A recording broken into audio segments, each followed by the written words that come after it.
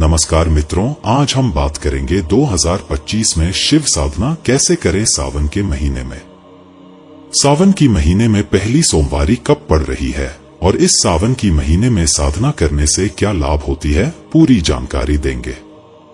सावन के महीने में सामान्य व्यक्ति भी साधना कर सकता है, क्योंकि सावन के महीने में शिव की कृपा अपार होती है और शिव अपने भक्तों को रक्षा करते हैं। लेकिन साधना के कुछ नियम और विधि है जो आपको निभाई होती है। यह कोई सामान्य पूजा नहीं, शिव से सीधा संवाद है। सावन का महीना दिखावे के लिए नहीं होता। यह वह काल है जहां साधक अपनी आत्मा को शिव की चेतना में समर्पित करता है। यदि आपके मन में छल है, यदि आप केवल दिखावा करना चाहते हैं या मनोरंजन, ब्लॉगिंग या तंत्र मंत्र के नाम पर भ्रम फैलाना चाहते हैं, तो यह साधना आपके लिए नहीं है। सावन की साधना पवित्र, सात्विक और संयमी के लिए ही है। सावन वही कर सकता है जो भीतर से शांत, सात्विक और संयमी हो, जिसकी नजर केवल लाभ पर नहीं बल्कि आत्मिक शुद्धि और शिव में विलीन होने पर हो।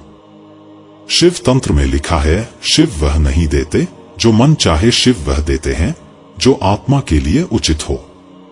इसलिए जो साधक वासनाओं, क्रोध, लोभ या दिखावे से ग्रसित हैं, उनके लिए यह साधना नष्टकारी हो सकती है। यह शक्ति है और शक्ति या तो उन्नति देती है या विनाश। सावन की हर सोमवार साधना एक दरवाजा है जिसे खोलने के लिए चाहिए शुद्ध भावना, सत्य संकल्प और गुरु दीक्षा। आप शिव को जल नहीं अर्पण कर रहे, आप अर्पण कर रहे हैं अपने समर्पण की धारा। और यदि वह धारा दूषित है तो उसका परिणाम भी वैसा ही होगा। जो कर सकते हैं यह साधना वे साधक जिनका जीवन सत्य, भक्ति और शांति पर आधारित हो। वे जो प्रातः काल उठकर संयमित जीवन जीते हों, जो माँ पिता, गुरु और धर्म में श्रद्धा रखते हों, और जो साधना को केवल साधना समझे, कोई सौदा नहीं। सावन शिव का महीना है, लेकिन शिव हर किसी के देवता नहीं होते। वे उन्हीं को अपनाते हैं जो आत्मा से निर्विकार और भाव से निस्वार्थ हों। यह साधना केवल उन्हीं के लिए है जो जल चढ़ाने नहीं, आत्मा को चढ़ाने आए हैं। मित्रों, यह वह महीना है जब शिव के भक्त जागते नहीं, जागृत होते हैं। जब जल की हर धारा शिवलिंग पर गिरकर एक साधक की आस्था का प्रमाण बन जाती है। इस साल की सावन 11 जुलाई 2025, ये तारीख सामान्य नहीं है। यह उस दरवाजे की चाबी है जहां से शुरू होती है शिव की साधना की परिक्रमा। 9 अगस्त 2025 तक पूरे 30 दिन आपको दिया गया है एक ऐसा दिव्य कालखंड जिसमें हर दिन, हर क्षण आपके कर्म, आपकी पूजा और आपकी भावना शिव के हृदय तक पहुंच सकती है।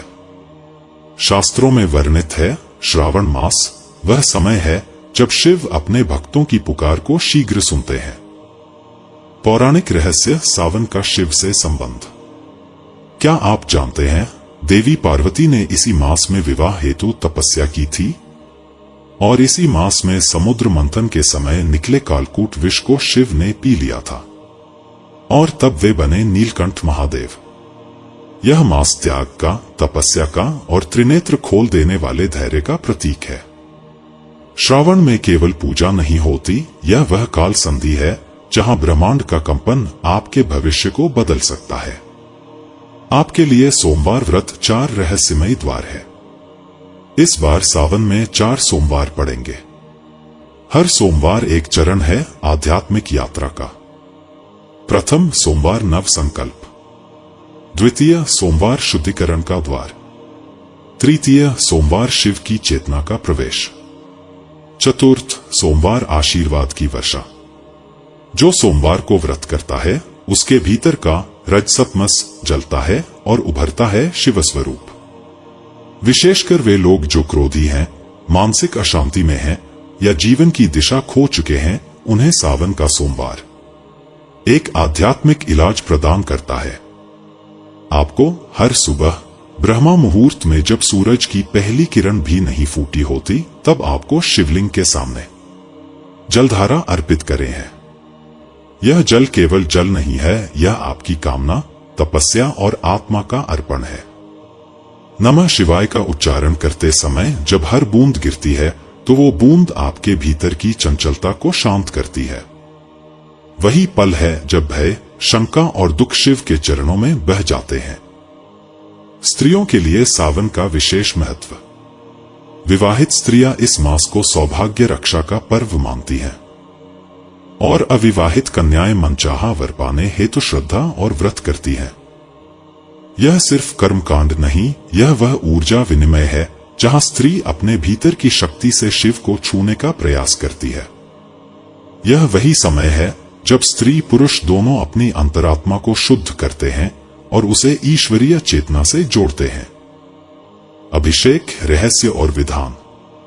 शिव पुराण कहता है, जैसी भावना वैसा अर्पण। विवाह की इच्छा दूध, बेलपत्र, नारियल पानी, गुलाबी गुलाल, भांग से शिवलिंग पर अभिषेक करें। सुख सौभाग्य शुद्ध जल ही पर्याप्त है।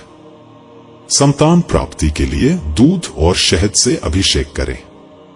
यश और मान के लिए गन्ने के रस और पंचामृत से स्नान कराएं।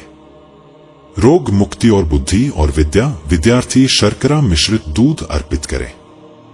मोक्ष और आत्मशांति गंगाजल, भांग, चंदन से शिवलिंग स्नान कराएं। हर पदार्थ एक संकेत है, हर अर्पण एक आत्मिक संकल्प। शिव तक पहुंचने की राह। सावन केवल मास नहीं, यह शिव से संवाद करने का काल है। जो इस मास में श्रद्धा, संयम और सच्ची भावना से भोलेनाथ को पूजता है, उसका भाग्य पुनर्लिखित हो सकता है। तो क्या आप तैयार हैं? 11 जुलाई से आरंभ हो रही है वह यात्रा जहां आपका हर जलार्पण आपके भाग्य को शिव की लिपि में बदल देगा। ओम नमः शिवाय दोस्त।